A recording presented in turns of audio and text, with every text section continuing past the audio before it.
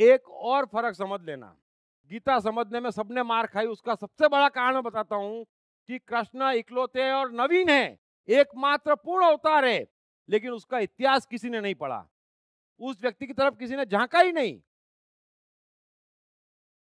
कृष्ण ने अपने जीवन में कभी किसी को ज्ञान नहीं दिया।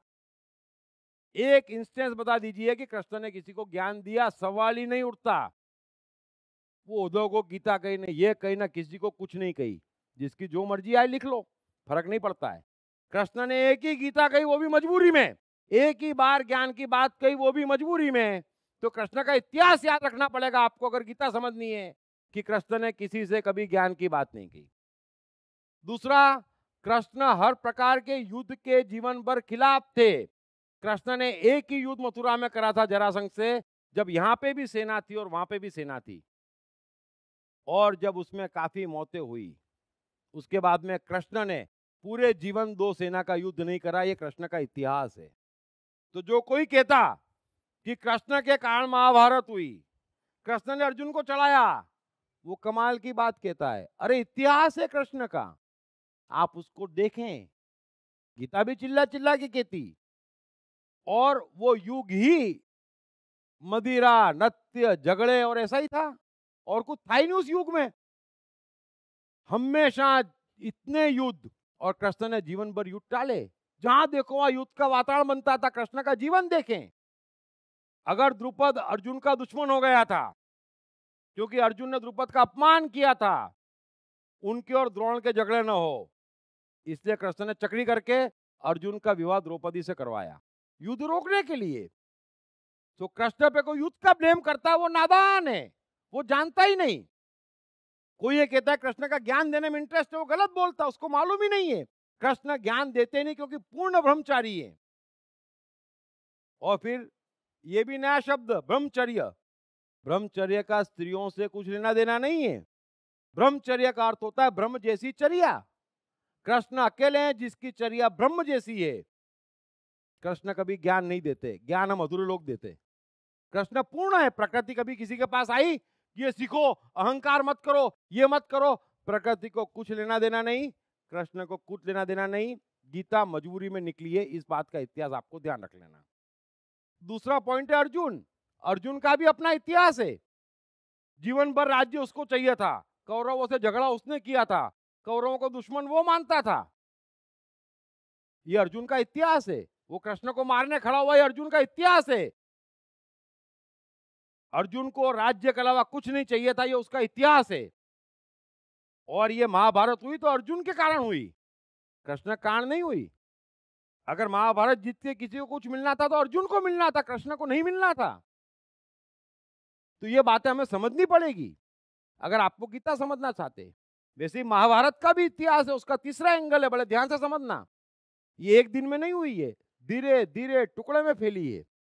जितनी जगह कृष्ण रुकवा है कि दूसरा युद्ध, तीसरा युद्ध, महायुद्ध करते करते कौरव और पांडवों की जीत में ये हुई है। दोनों की जीत के कारण हुई है।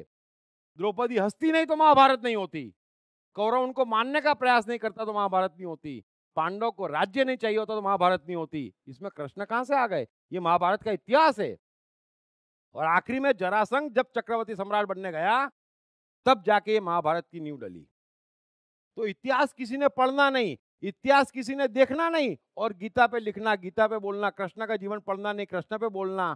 तो मैं आपसे निवेदन कर रहा हूं कि मैंने काफी मेहनत करी है, 25 शास्त्र पूरे के पूरे पढ़ के।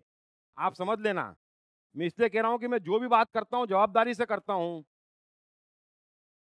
ईसा पूर्व के महाभारत, जातक कथा, महाभाष्य, ऐत्रेय आरण्यक, अर्थशास्त्र, पद्म पुराण, निरुक्त, इंडिका, मार्कंडेय पुराण, कूर्म पुराण, हरिवंश पुराण, अष्टाध्यायी, गर्ग संगीता, विष्णु पुराण, और 2000 साल पुराने, ये 5000 साल पुराने हैं, और 2000 साल पुराने भागवत, जैनियों का हरिवंश पुराण, गीत गोविंद, लीला चरित्र, पदावली, सूर सागर, गुरु ग्रंथ साहब, प्रेम सागर, प्रेम सुधा सागर और सुख सागर, ये सारे शास्त्र पढ़ के कृष्ण का पूरा साइकोलॉजिकल जीवन 2500 पेज का लिखा है।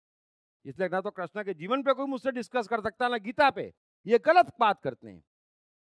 कोई भी साइकोलॉजी आप हैं, मुझे आपके बारे में कोई ओपिनियन देना है तो मुझे आपका इतिहास मालूम होना चाहिए। बगैर इतिहास के बात समझी नहीं जा सकती। सो किसी ने भी इतिहास कंसीडर नहीं करा, मैंने आपको इतिहास बता दिया। आप यह इतिहास ध्यान में रखेंगे तो गीता बेहतर तरीके समझ पाएंगे। और अंतिम बात, गीता समझने में सबने मार क्यों खाई? क्योंकि कृष्ण पूर्ण है। दुनिया में दो चीजें मशहूर है, एक वो जो कहते हैं आत्मा पाओ, है ना, धर्म की ऊंचाई पाओ। दूसरे कहते हैं उसमें कुछ नहीं रखा है, संसार में खूब फलो फूलो, खूब कमाओ, ऐश मौज करो, आनंद में रहो और चले जाओ।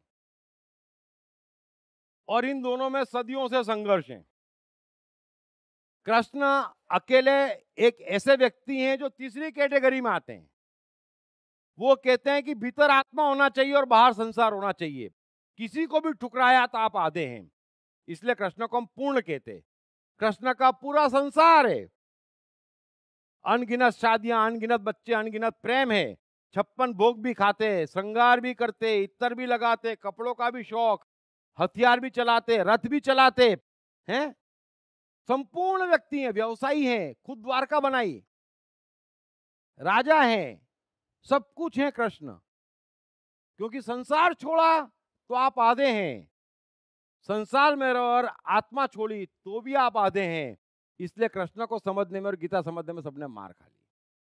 तो गीता आपको सन्यास नहीं सिखाती, बड़े अच्छे समझ लेना। गीता आपको कहती कि भीतर इतना पावरफुल करो, आत्मा के निकट जाओ और संसार में बढ़ो। अरे आप नहीं हंसोगे, आप नहीं खाओगे, आप नहीं घूमोगे, आप नहीं पहनोगे तो क्या करोगे? चांद तारों को पिनाओगे, फिर गाय भैंस को पिनाते, फिर बचता तो कृष्ण की मूर्ति को पिनाते।